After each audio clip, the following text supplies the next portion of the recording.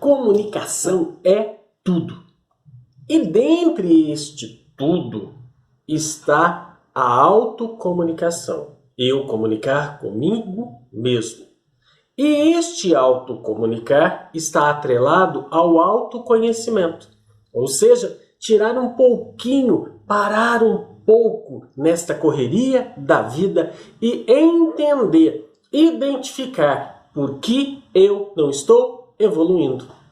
Neste vídeo eu trago 5 situações que podemos chamar inclusive de ciladas que impedem o meu desenvolvimento e, consequentemente, a minha evolução. Quer saber quais são? Quer se tornar um ser humano melhor? Vem comigo! Eu sou o professor Carlos Gonçalves e neste vídeo quero lhe entregar 5 situações que impedem, que travam, que bloqueiam o seu desenvolvimento. A primeira delas que eu quero compartilhar com você é se importar com o que os outros acham. Exatamente. A opinião é do outro. E esta opinião do outro também é formada em cima de um pensamento que é do outro. Logo, eu não sou responsável pelo pensamento do outro. Consequentemente, também não sou responsável pela opinião dele. Claro, opinião de amigos, de pais, de companheiros tendem a ser pertinentes. Precisamos então separar o joio do trigo, tomar cuidado em relação a tudo aquilo que a gente quer, dar atenção, se preocupar com o que os outros acham. Mas o que é se importar?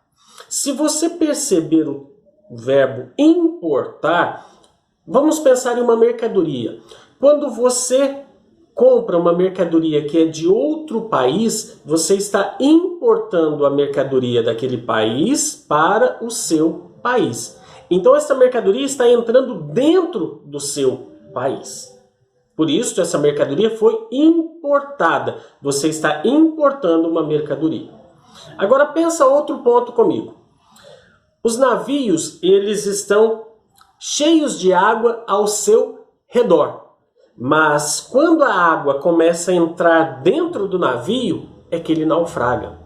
Então precisamos tomar cuidado com as opiniões das pessoas que estão à nossa volta, porque estas opiniões só irão fazer a diferença quando elas entrarem dentro de nós. Se for uma opinião pertinente, claro, eu preciso repensar e analisar as minhas condutas ou os meus comportamentos.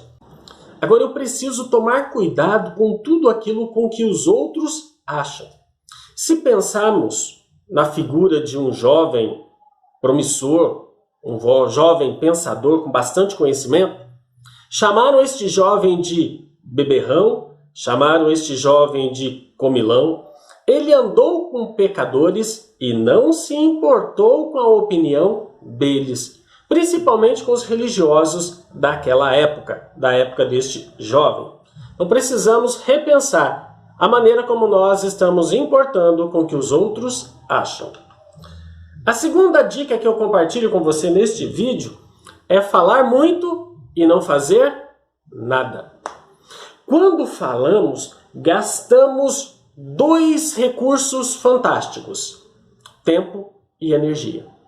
Para falar, nós gastamos tempo, estou aqui conversando com você, eu estou gastando tempo. E estou gastando também energia, porque para falar, nós gastamos este recurso, energia. Então, isso é muito sério. E tempo é o bem mais valioso do planeta.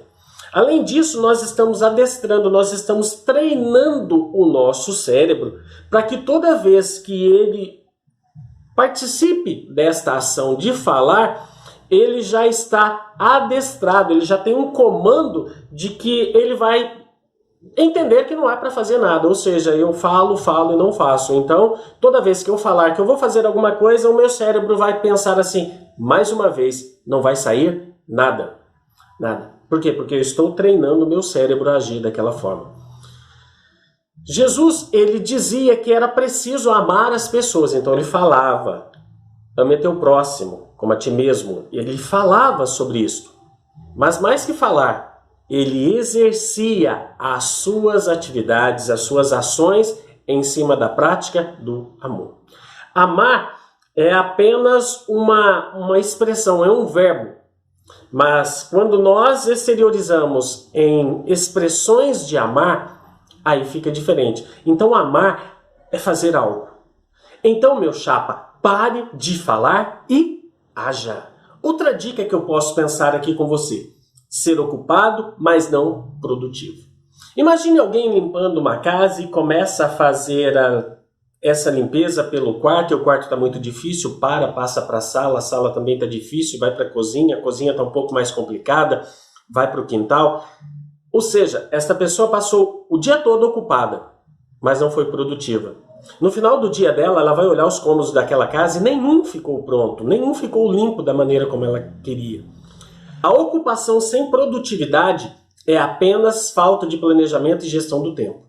Assim, a necessidade de identificar quais são as tarefas mais importantes e fazê-las primeiro.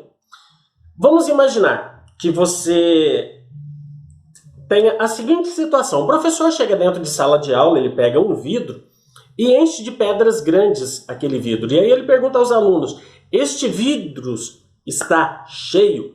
E aí os alunos: sim, está. E aí este professor começa a pegar pedras pequenas que vai jogando dentro daquele vidro, e as pedras pequenas vão, assim, ocupando o espaço deixado entre as pedras grandes no interior daquele vidro. E aí chega um momento, o professor pergunta novamente para os alunos: este vidro está cheio? E os alunos: sim, está. E aí o professor pega areia e começa a jogar dentro daquele vidro, até que a areia chegue até a borda do vidro. E aí preencheu todos os espaços vazios deixados tanto pelas pedras grandes quanto pelas pedras pequenas. E aí este mesmo professor pergunta aos alunos: e agora, este vidro está cheio? Os alunos: sim, definitivamente este vidro está cheio. Então o professor pega um copo com água e começa a jogar água dentro daquele vidro, até que a água transborde. E aí, literalmente, aquele vidro ficou cheio. O que nós aprendemos com isso? Se nós quisermos colocar as coisas grandes dentro do vidro, se quisermos colocar as coisas grandes dentro do vidro, depois de colocar as coisas pequenas, nós teremos dificuldades e essas coisas grandes não irão caber dentro daquele vidro. Então é importante nós selecionarmos o que seriam essas pedras grandes, as ações mais importantes no nosso dia, e fazer sim a nossa ação, de tal forma que nós, ao final do dia, nós possamos pensar: poxa, eu passei ocupado o dia todo, mas eu também passei produtivo. Mais uma vez, um jovem de 30 anos chamado Jesus, ele aproveitou todo o tempo da vida dele. E ele entendeu o que era mais importante. Tanto é verdade que os seus ensinamentos perduram até os dias de hoje. Percebe como facilmente nós somos enganados e nós não somos evoluídos? Nós deixamos as coisas passarem rapidamente? Está gostando deste vídeo? Deixa aí o seu like, também é um sinal de evolução. Outra dica para a gente pensar neste vídeo: ter medo de falhar.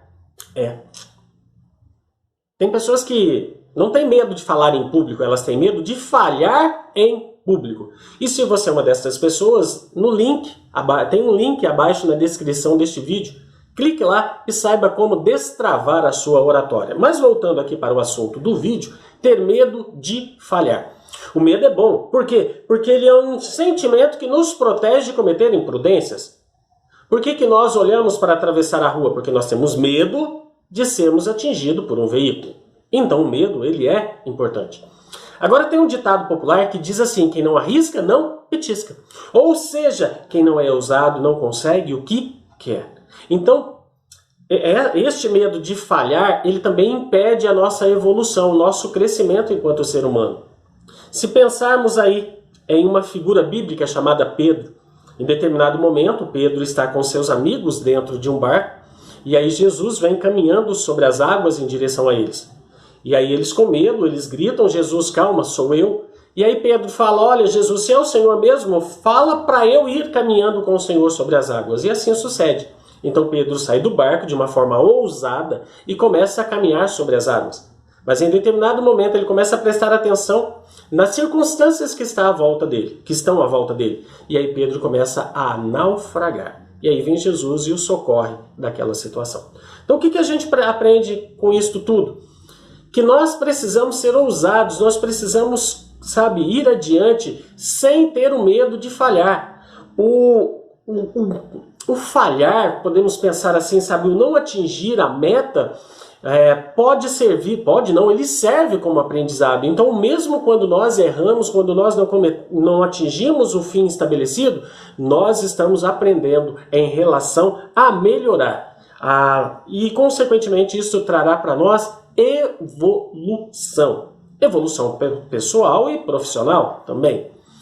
Quinta e última dica que eu quero compartilhar com você neste vídeo: não pensar no longo prazo. Estamos vivendo a época do imediatismo. Se você conversar com as pessoas, elas querem tudo para agora. Aliás, elas querem para ontem. Se é algo para agora, ainda é humanamente compreensível, compreendido. Mas quando você pede algo para ontem, aí você já sai da esfera da normalidade. Então nós estamos enfrentando justamente isso, esse imediatismo. As pessoas têm dificuldades de pensar a médio e longo prazo. A longo prazo, mais ainda, esta dificuldade é acentuada. Se nós analisarmos aí as formigas, por exemplo, elas juntam seus alimentos para o inverno no verão. Elas pensam no longo prazo. Então, deixar de pensar no longo prazo impede o nosso desenvolvimento humano e, consequentemente, profissional. Há, assim, então, a importância do planejamento a longo prazo. Nenhuma das grandes empresas que você conhece hoje começaram pequenas. Aliás, nem você nasceu grande, nasceu um bebê. Então olha como que isso é importante. Jesus, em poucos anos do seu ministério, passou assim pensando no longo prazo. Esse longo prazo de Jesus é a eternidade. E aí fica uma pergunta para você pensar, e quem sabe no momento mais adiante a gente volte a tocar neste assunto. Onde você passará a eternidade? Isso mesmo. Pense. Mas resumindo neste vídeo, nós falamos então: pare de se importar com o que os outros pensam. Exatamente. Pare de falar e haja. Seja produtivo. Arrisque e pense a longo prazo. Este vídeo fez sentido para você? Compartilhe com outras pessoas que precisam aprender o que está impedindo a evolução delas. Eu aguardo você no próximo vídeo. Até lá!